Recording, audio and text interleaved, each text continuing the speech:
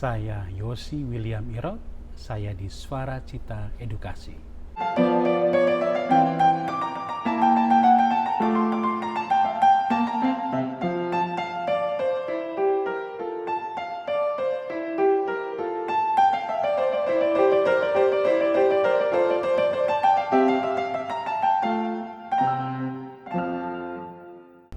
Selamat datang di Suara Cita Edukasi bersama saya Novanda Bolo. Saat ini saya merasa terhormat boleh bertemu dengan Bapak Yosi William Irot, MM, MIKOM, dan juga beliau saat ini sedang menempuh pendidikan Doktor Manajemen Konsentrasi di Manajemen Sumber Daya Manusia. Beliau merupakan Chief Health Officer Prudential Indonesia. Dan juga yang menggembirakan adalah beliau merupakan putra daerah Minahasa, tepatnya Putra Langowan. Selamat datang Pak Yosi. Terima kasih. Oke, baik. Anda saat ini menjabat posisi yang tinggi. Boleh ceritakan secara singkat perjalanan karir Anda? Baik, terima kasih. Jadi sama seperti banyak orang sebelum saya yang mencapai posisi seperti saya, tentu memulai karirnya dari permulaan yang humble beginnings. Saya memulai karir saya di dunia asuransi, bekerja di sebuah perusahaan asing sebagai seorang tukang cetak polis. Very low entry level sebenarnya. Tetapi ketika memulai karir saya selalu ingin belajar apa sebenarnya asuransi itu. Apa manfaatnya bagi masyarakat, bagaimana bisa menjualnya, bagaimana bisa melayani nasabahnya dan sebagainya. Dari mencetak polis, membaca setiap polis yang saya cetak, akhirnya saya lebih mengerti kira-kira manfaat polis itu seperti gimana. Sehingga muncul kesempatan demi kesempatan di mana saya bisa menyatakan pendapat saya, ide-ide saya. Akhirnya saya bisa climb up the corporate ladders. Saya mulai masuk ke bidang penjualan, mendapatkan kesempatan untuk menduduki bidang pemasaran, strategic management, bahkan project management. Akhirnya saya pertama kali menduduki posisi sebagai seorang direktur di tahun 2017, di usia saya berumur 36 tahun. Uniknya latar belakang saya sebagai seorang sarjana ekonomi, tapi direktur saya adalah seorang direktur teknologi dan transformasi. Dan ini karena semangat untuk belajar, mengetahui new knowledge untuk bisa berkembang. Sampai sekarang ini menjadi pedoman karir saya dan kehidupan saya. Continue to learn new things and to expand yourself untuk bisa contribute more to people around you. Oke, baik. Siapa yang berpengaruh? Wah, kalau bicara mengenai siapa yang berpengaruh, banyak sebenarnya ya. Karena saya terbiasa untuk coba banyak meluangkan waktu untuk membaca buku-buku ya. Apakah buku-buku manajemen, buku-buku inspiration ya. Tapi banyak sekali orang-orang yang menginspirasi saya gitu ya. Cerita mengenai seorang presiden Liberia wanita pertama ya, Helen Johnson ya, yang dia mengatakan, if your dreams does not scare you, that means it is not big enough. Kalau impian kita itu tidak menggetarkan kita, kayaknya impian kita itu kurang besar. Tentu sebagai orang muda, saya memiliki impian yang besar untuk bisa sukses. Dan itu selalu menantang saya sehingga saya harus belajar untuk bisa lebih sukses dan lebih sukses lagi. Oke. Apa satu buku yang Anda sukai? Yang saya sukai, wah ini agak susah untuk harus narrow down gitu ya. Dulu saya membaca buku dan di dalam buku itu banyak sekali kunci bagaimana kita bisa menjadi seorang leader yang lebih baik. Walaupun judul bukunya mungkin terasa gelap ya, namanya Sun Tzu, Thick Face, Black Heart ya. Seakan-akan dikatakan kita harus berhati baja dan berhati hitam. Tetapi sebenarnya ketika kita membaca buku ini, di dalam itu menceritakan bagaimana kita bisa menjadi seorang pemimpin yang lebih baik. Memang membuat keputusan yang berat itu membutuhkan kekokohan mental ya, harus ada resolution gitu ya, dan memang dibutuhkan pengalaman agar kita bisa mengasah diri kita. Ketika tough decision comes, you need to be tougher to make the hard decision to be successful. Oke, pengarang buku yang Anda sukai, Pak? pengarang sebenarnya sebagai tokoh manajemen gitu ya, belajar mengenai manajemen ya, pasti kalau kita bilang Covey itu ya, apakah itu Stephen Covey ya, pasti sangat berpengaruh dalam pengembangan diri saya ya, mengenai 8 Habits ya, The Myth of Trust gitu ya. Semua ini menjadi inspirasi-inspirasi saya. Walaupun saya banyak sekali mempelajari buku, saya ambil contoh ya, judulnya Christian Leadership ya, by Mrs. Ellen G. White. Ini saya selalu baca setiap tahun. Jadi setiap kali awal tahun saya membiasakan diri untuk mengingat kembali kira-kira prinsip-prinsip sebagai leader yang baik seperti gimana. Saya anchor myself in the book that is called The Christian Leadership. Oke, baik. Karena leader yang baik itu adalah sebenarnya melayani ya. Oh ya, Christian leadership ya. Iya. It's very important ya, kita sebagai leader itu, ini Admiral Grace Cooper ya, di dalam buku Sun Tzu tadi juga dikatakan ya. Admiral Grace Cooper mengatakan, we don't manage people, we manage things. Jadi yang kita atur tuh benda, but we lead people ya. Jadi manusia perlu kita pimpin, perlu kita layani. Jadi very very important. Oke, baik. Pertanyaan selanjutnya, banyak putra-putri daerah yang mengadu nasib di ibu kota melihat jabatan seperti Anda dengan gaji 3 digit ini sebagai puncak ya Pak. Okay. Apa arti uang dan jabatan bagi Anda? Oke, terima kasih pertanyaan ini, sensitive question sebenarnya ya. Karena kalau kita bilang apakah kita memiliki jabatan atau mendapatkan penghasilan menjadi the ultimate goals, tidak salah juga sebenarnya. Tapi bagaimana kita bisa menggunakan authority atau leadership position kita dan berkat-berkat yang sudah kita terima sebaik-baiknya. Jadi menurut saya, as a leader yang diberikan kesempatan untuk bisa mencapai posisi tertentu atau dipercayakan Tuhan menerima berkat, berarti menjadi tanggung jawab kita bagaimana kita bisa memberikan dampak yang lebih lagi. Dengan posisi kita memiliki tanggung jawab lebih besar lagi untuk bisa membawa dampak lebih besar lagi kepada orang di sekitar kita. Dengan berkat yang kita miliki lebih, berarti kita memiliki tanggung jawab bagaimana kita bisa gunakan berkat itu memiliki dampak juga bagi orang di sekitar kita. Jadi kalau dikatakan the greater the responsibility ya, the greater the blessings gitu ya, itu sama ya. Ada di film Spider-Man nih, Uncle Ben bilang ya, with great power comes great responsibility. Jadi saya selalu ingat ya, tanggung jawab yang lebih besar akan datang. Jadi kita harus bijaksana juga menyikapi ya, dengan berkat yang lebih besar dan tanggung jawab yang lebih besar. Itu yang saya maknai selalu dengan sukses yang diberikan Tuhan dalam kehidupan saya. Oke, saya ingin memperdalam lagi. Saya punya quotes dari Abraham Lincoln. Bila kau ingin mengetahui karakter seseorang, berilah dia kekuasaan. Tanggapan Anda? Karena Anda adalah salah satu orang yang berkuasa kan di Indonesia. Oke.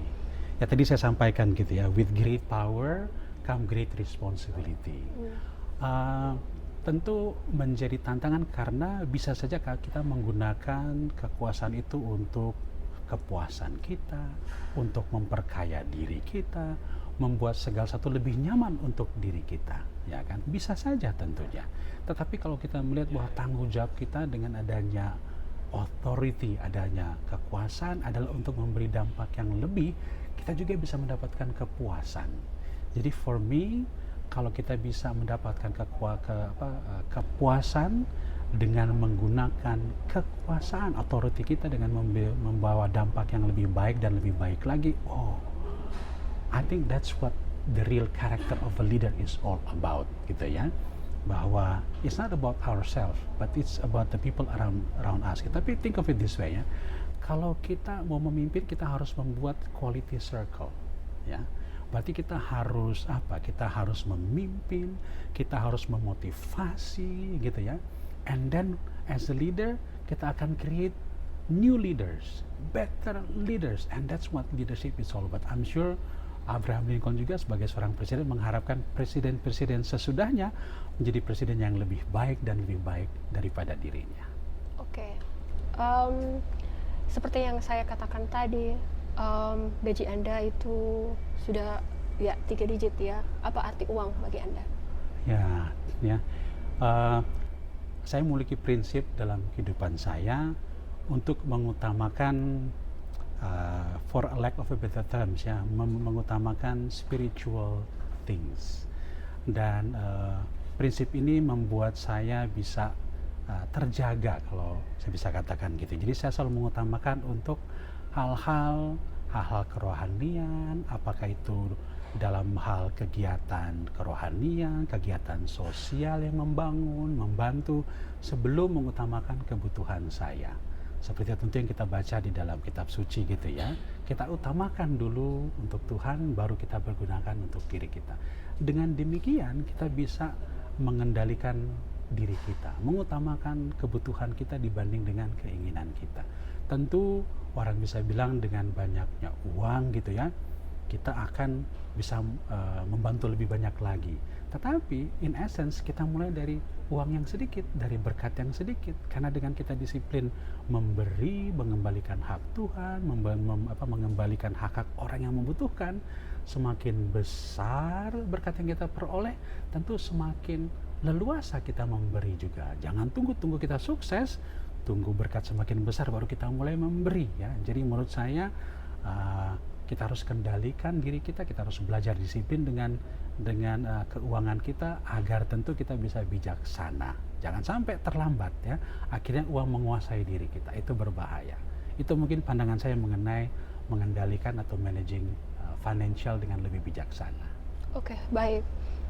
Di tengah lingkungan kompetitif ibu kota, apakah Anda pernah merasa harus menjadi orang lain untuk diterima? Oh, oke, baik. Ini good question karena pengalaman saya bekerja ini di perusahaan saya yang ke-7 ya. Tentu setiap kali kita berpindah-pindah perusahaan, kita harus beradaptasi dengan lingkungan, budaya kerja di tempat kita bekerja yang baru. Tetapi kita juga harus bisa melihat dari sisi bahwa nilai apa yang kita bawa ke perusahaan tempat kita bekerja, budaya apa yang menurut kita baik untuk bisa kita implementasikan di dalam tempat kita kerja yang baru. Jadi dari setiap kali saya pindah, saya selalu memiliki pemikiran bahwa saya seorang leader dan saya harus memiliki dampak positif kepada tempat saya bekerja yang baru tentunya. Jadi tentu saya tidak perlu berubah seperti tempat saya bekerja, tentu saya harus membawa warna-warna yang lebih baik lagi, dan biasanya itulah alasan kenapa perusahaan merekrut kita tentunya. Untuk membawa perubahan, bukan agar kita menjadi serupa dengan perusahaan itu, tapi bagaimana kita bisa membawa perusahaan itu bisa lebih baik dan lebih baik. Godaan untuk bisa menjadi seperti perusahaan atau seperti yang lain, itu godaannya besar tentunya. Tetapi dalam pengalaman saya, itu godaan harus kita kalahkan. Karena the moment we become like others, berarti perusahaan akan kehilangan harapan mereka sesungguhnya untuk kita melakukan perubahan. Saya selalu menganggap diri saya sebagai change specialist, transformation specialist. Oleh karena jabatan direktur saya pertama adalah direktur teknologi and transformation. Jadi ini prinsip saya mengenai how we deal with the pressure of our surroundings.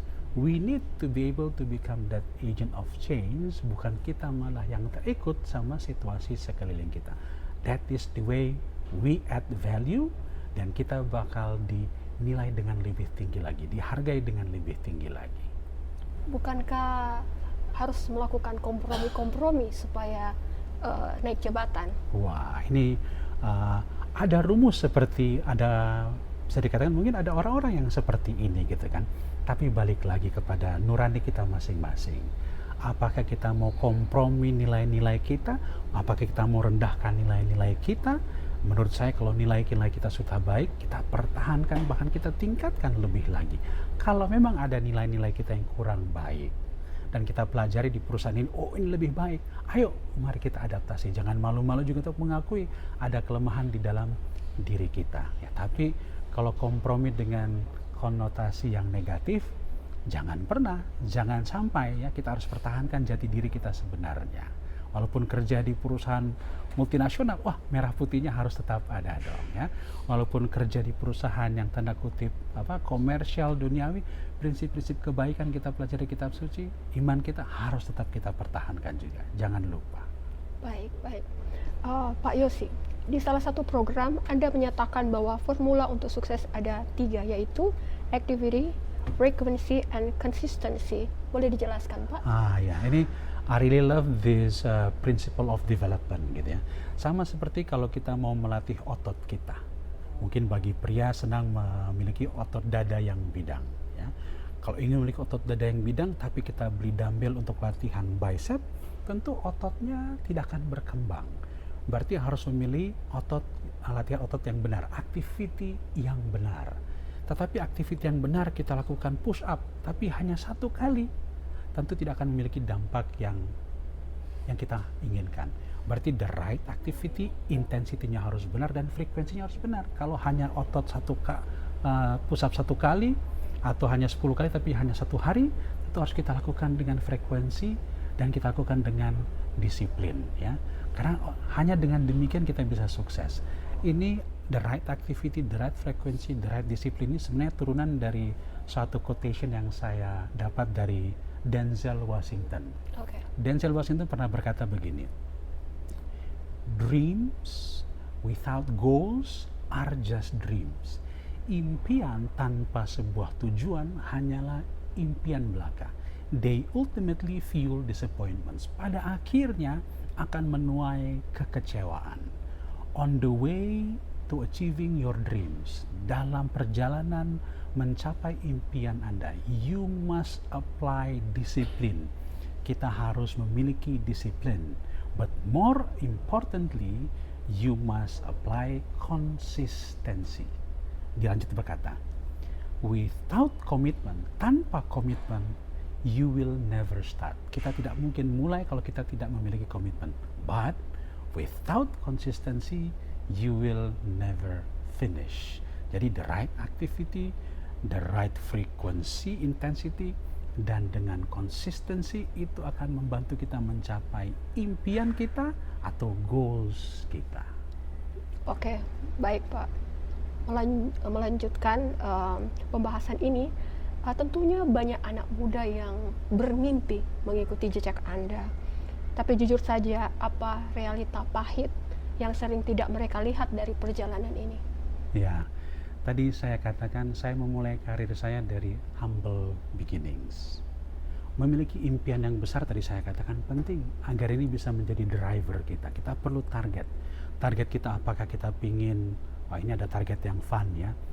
Gaji saya dengan usia saya sama. Wah, ini target yang luar biasa. Atau saya ingin menjadi vice president di usia 35 tahun atau 30 tahun gitu kan. Target itu penting. Tapi yang kita harus sadari bahwa it all require hard works.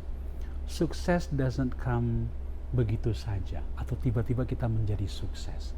Kita harus prepare. Maaf, Anda, saya ada satu cerita nih. Saya suka pakai cerita ini untuk memotivasi anak-anak muda sekarang ini. Begini, suatu ketika ada seorang juragan, ya, bangsawan. Dia ingin mencari pasangan terbaik untuk putrinya. Dia membuat satu sayembara. Dan sayembara ini sangat menarik sehingga berkumpullah semua anak-anak muda di sebuah kolam. Ternyata sayembaranya adalah untuk menyeberangi kolam ini yang dipenuhi dengan buaya yang ganas. Dia semua anak muda sudah berdiri dari pagi, siang, sore, tidak ada yang berani untuk masuk ke dalam kolamnya, takut mati semuanya. Hampir matahari terbenam, tiba-tiba ada suara air. Dan dilihat ada seorang anak muda berenang dengan cepatnya selamat sampai di tujuan. Sang bangsawan ini dengan gembira menemukan anak mantunya. Didekati anak muda ini dikatakan, anak muda, engkau seorang anak muda yang pemberani. Apalagi, what else you going to ask from me? Anak muda bilangin, ada satu permintaan saya. Saya ingin tahu siapa yang dorong saya ke dalam air itu. Mungkin ini ceritanya buat kita tersenyum, tapi coba kita bedah. Yang pertama, anak muda ini melangkahkan kakinya pagi-pagi ke tempat sayembara. Curiosity, rasa ingin tahu kira-kira mau sukses itu bagaimana. Harus cari tahu cara untuk sukses bagaimana. Yang kedua, anak muda ini berada di paling depan, bukan? Kalau dia ada di belakang itu harus diangkat baru dilempar. Tapi karena dia di depan, dia didorong langsung masuk. Dia memiliki courage, keberanian, mengambil resiko, pingin paling yang terdepan. Kalau mau sukses kita harus kelihatan. Manajemen harus melihat kita, bukan duduk di paling belakang. Dari bangku SD, SMP kita selalu diingatkan oleh guru-guru kita, ya, duduk di depan. Kadang-kadang banyak melawan, karena di belakang katanya lebih santai. Berikutnya, dia memiliki skills. Setuju? Kalau dia tidak memiliki skills, yaitu berenang, mati dia. Tetapi karena dia memiliki skills, yang dia butuhkan hanyalah sebuah dorongan. Anak muda sekarang, the reality is, you need to find out, you need to learn how to be successful. Secondly, you need to be at the forefront of all the competition. Your management need to see you. Your leaders need to see you. And all you need is a push, because you have all the skills to be successful. And I think this is what is important for our young people today. Be courageous, be curious, get the skills, opportunity will come. Saat opportunity datang, siaplah untuk memastikan opportunity itu akan membawa Anda untuk menjadi sukses. Oke, baik. Anda menjadi pribadi yang hebat seperti ini, apa filosofi hidup Anda yang Anda pegang? Yang tadi saya sampaikan itu, we need to dream big, ya. Oke. Tapi saya selalu ingin, saya kalau ngomongin saya agak emosional gitu ya. Jangan lupa dari mana kita berada. Oke. Saya orang Manado. Oke. Saya orang Langoan. Saya dari SD Advent Langoan. Saya ingat selalu didikan daripada oma saya, opa saya. Jangan lupa where you come from, because that will prepare you to be successful. Jangan pernah lupa. And that has been my success principle. Karena banyak sekali didikan-didikan kebijaksanaan yang saya ingat dari didikan orang tua dari kampung dulu. Ya, jadi I always remember that, and that what makes me successful until today. Alright, the last question. Pada akhirnya keluargalah cermin kita yang sesungguhnya. Anda ini ayah yang diktator, demokratis, permisif, atau bagaimana? Nilai-nilai apa yang Anda ingin tanamkan kepada anak-anak Anda? Ya, this is a very difficult questions ya. Sebagai modern parents kita punya banyak tantangan. Apakah kita ingin mendidik anak kita dengan memanjakan mereka karena kita tidak ingin menyakiti mereka dan sebagainya. Tapi saya ingin melihat seperti ini. Prinsip saya selalu adalah sama seperti orang tua saya. Orang tua saya suka cerita dulu mereka kalau ke sekolah harus naik, orang Manado bilang harus naik roda sapi katanya. Tapi tentu orang tua saya tidak mau saya ke sekolah naik roda sapi.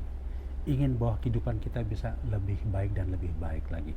Tapi apakah mereka mau kita tidak disiplin? Oh, harus lebih disiplin tentunya. Jadi prinsip saya seperti itu. Anak-anak saya tentu saya ingin mereka bisa merasakan kehidupan, bisa mengecap pendidikan yang lebih tinggi dari saya. Harus bisa lebih sukses dari saya, harus bisa lebih disiplin dari saya. Itu mindset saya.